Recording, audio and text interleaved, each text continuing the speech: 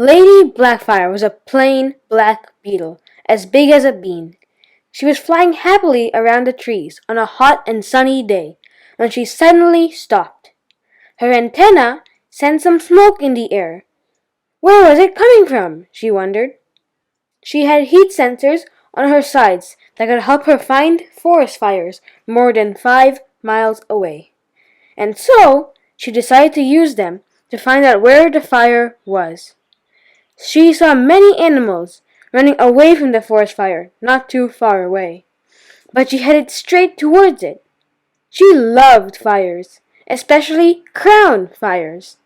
This is because the warm, dry, and blackened tree bark burnt by the forest fires was a perfect spot for laying her eggs.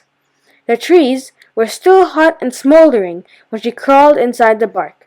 She was happy to see that right after her eggs would get hatched, her larvae would have a huge supply of dead wood to eat.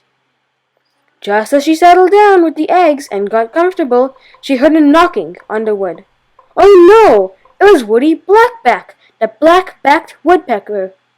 He was a predator and could easily pull the bark off the tree and spear her larvae with its barbed tongue.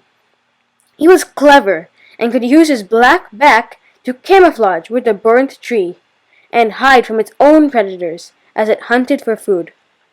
Thankfully, for now, Woody Blackback paid no attention to her. He and his wife were busy chiseling through the hard bark and then pulling out the rotten wood inside so they could lay their 3 white eggs inside the nest hole. The Lady Blackfire was worried. What would happen when her babies would hatch and become larvae? They would no longer be safe from Woody Blackback. She overheard Woody talking about how Blackfire beetles always led them to the right areas to find food. She went up to him and struck a deal. If he did not hunt and eat her children, she promised that once food had finished in the forest, she would lead him to another forest, hit by a forest fire where food would be plenty, and they could live for several years.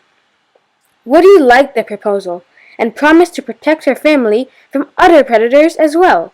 And sure enough, after several years, when the forest food had been depleted and the weather was hot and dry again, there was a new forest fire. Forest fires are wonderful, both of them said. Are you ready for your next adventure, Woody? Asked Lady Blackfire.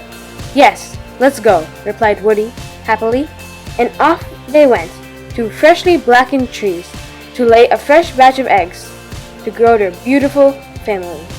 The end.